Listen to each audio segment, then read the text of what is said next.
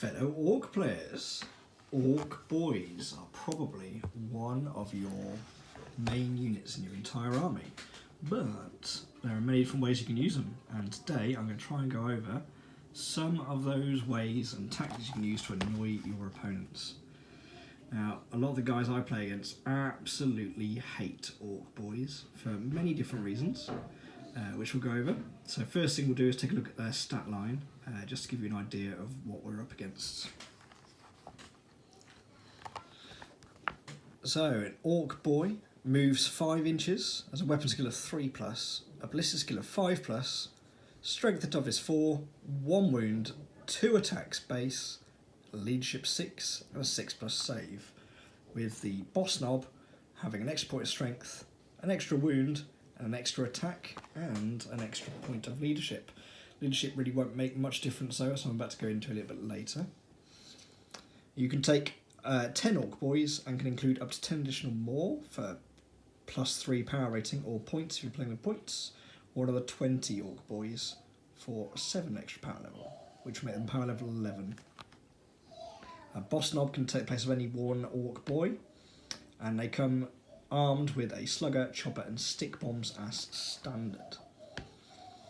So the chopper is just a basic melee weapon. It gives the bearer 1 additional attack every time he fights, so all Orc boys then have 3 attacks base. The slugger is a 12-inch pistol, 1 shot, strength 4, no AP, damage 1, but that's not what you're taking them for, you're taking them for the combat. Alternatively, you can give the entire squad shooters, replacing their sluggers and choppers, and that is an 18-inch range, assault 2, strength 4, no AP, 1 damage weapon. For every 10 boys, one of them can replace their slugger, chopper or shooter, if you're doing shooter boys, with a rocket launcher or a big shooter. Again, a big shooter is 36-inch range, assault 3, strength 5, no AP, 1 damage, and a rocket launcher is assault 1, 24-inch range, strength 8, -2 AP, and damage flat 3. So they're pretty good, but the problem is their ballistic skill of 5+ is going to hamper them there. They all have stick bombs, 6-inch range grenade with a D6 shot profile, strength 3, no AP, 1 damage, and for every 10 models, one of them can take a tank buster bomb, and I always recommend doing this because it's completely free. Tank buster bomb is a 6-inch range D3 grenade, strength 8, -2 AP, D6 damage. They're pretty good, and I do try to include every 10 I do. Try and get a tank buster bomb on there somewhere. This is going to be one of those moments where I realise that none of these guys have one. Oh no, there we go. This guy right here has got one strapped to his leg. Just a little representation of which one's got it. Now, I've painted these guys as Goths because clearly that's the best unit. Army choice. Goths are definitely the best, in my opinion, just because I like the look of the check, and I like fielding lots and lots of boys to overwhelm everybody. Now, 10 Orc boys on their own, they'd be good for putting them in a truck. Or if you're just starting collecting, you buy them in boxes, they come in 12s.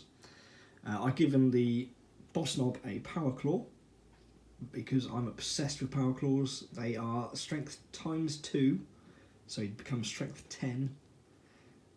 They are -3 AP and D3 damage, so he becomes quite nasty, so you'll end up with 3 of those attacks on his own, just basic.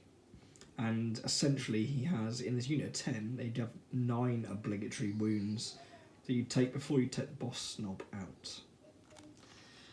The other special rule they do have is mob rule, and this is where I should have been prepared and found the page beforehand.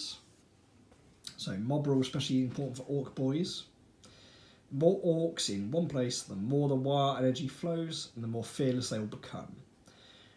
When using the leadership characteristic of this unit, so in this case it's Orc boys, you can either use its own leadership characteristic, which is 6 or 7 for the boss knob, or you can choose from the characteristic to be equal to either the number of models in the unit or the number of models in a friendly unit within 6 that has this ability.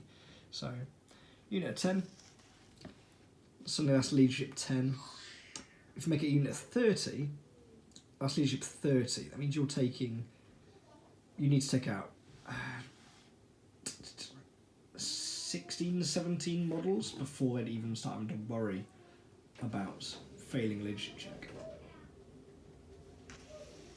The other one Orc boys get is Here We Go. You can reroll charge rolls for this unit. When doing so, you can reroll any or all of the dice. So when they charge in, you roll your 2d6. If you don't like either of the dice, you can reroll them. If you don't like both, you can reroll them again, making them get into combat where they want to be mainly. Very easy indeed. Now there's all kinds of other ways you can buff Orc boys up with characters, but staying with just the basic boys for the moment, we do have another ability. The Green Tide. Add 1 to the attack characteristic of models in this unit while it contains 20 or more models. So combined with the Slugger and Chopper, and their basic attacks of 2, means each Orc boy in a unit of 20 or more would have 4 attacks each charging in, which is absolutely ridiculous. A full unit of 30 charging in is generating 120 attacks, hitting on 3s, and we're doing a lot of infantry on 4s. There's not much in the game that withstands up to boys on their own, but as said, I will go into other ways you can buff them and combo them when we get into some of the HQ choices, but for the moment, just for the basic Orc boys tactic, they're pretty nasty. And I hope you enjoyed this, guys. Any other comments or tactics I might have missed, please leave them in the below comment section, and I'll look at every single one that comes through. Take care.